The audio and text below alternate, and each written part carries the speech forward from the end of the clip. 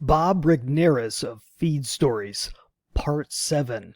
The commentary. Hi, I'm Brian Pombo. Welcome back to Brian J. Pombo Live. I wanted to take some time after, if you didn't get to see the interview I did with Bob Regnerus, go back and watch it. It's great stuff. You can see the whole thing over at bjpchats.com. And it was really a lot of fun because this was one of the first major interviews that we're putting here out on this platform on Brian J. Pombo Live. So I have two other podcasts in which I have interviews. I'm now starting to implement having some interviews of different caliber, of different people on Brian J. Pombo Live. So that's a lot of fun, just unto itself. But let me point out a couple things that Bob brought up. Great stuff. One of those you'll want to go back to over and over again because he has so much experience and brought in so many great points, principles, and strategies that you can use. One of the first things that I heard him say that I think really stood out is talking about exercising your what-if muscles. Okay.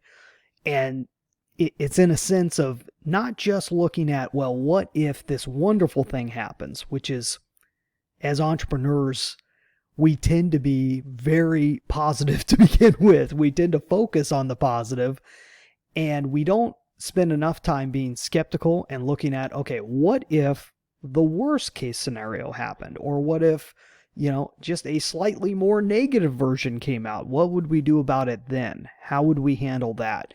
And if you don't take those steps ahead of time, you're going to be in for a world of hurt. If you do take those steps ahead of time, chances are a lot of those horrible things will never happen for some reason or another. If you prepare, oftentimes you prepare for the worst and the worst never happens, but at least you're prepared even when things start looking a little bit negative. So that's one thing I think is so important. You could write an entire book on that, and Bob's got some great experiences as far as that goes.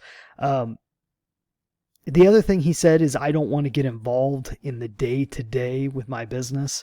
So when I asked him the area that he loved most about what he does on a day-to-day basis, he basically said that he's designed his life so that he's only working on the stuff that he loves, and that everything else is being outsourced. It's being run by a system. It's being run by people. It's being run by automations, which is really a fabulous thing. It's the one thing I encourage all my clients to start heading towards, no matter where you are at in your business, whether you're just starting or whether you're partway along or whether you're on the tail end of what you think is the lifespan of your business. You need to start pulling out of the things that you don't need to be involved in and only focusing on those things you do need to be involved in, and only spending the amount of time necessary to get those things done. And having other pieces of focus. That was the thing that he put a whole lot of focus on, and you definitely want to go back and listen to that, is having those alternative pieces in your life so that those pieces of your brain don't atrophy. I love that analogy. That was really good. And the final thing, him talking about the power of books, both in the beginning of the interview from the author's perspective, and then at the tail end of the interview from a reader perspective, about starting with books that experts are writing first before you delve any deeper, before you get into courses, high-end courses, or before you even get into hiring somebody as an advisor. Make sure you take a look at their books and books around that subject matter so that you get a very well-rounded idea of what they're all about. Boy, that's fabulous advice. It really is important. All in all, great interview. Can't wait to talk to him again sometime in the future, because there's so many different directions you could take that conversation, because he's such a wealth of information. Regarding books, I've got my own 9 Ways to Amazon Proof Your Business.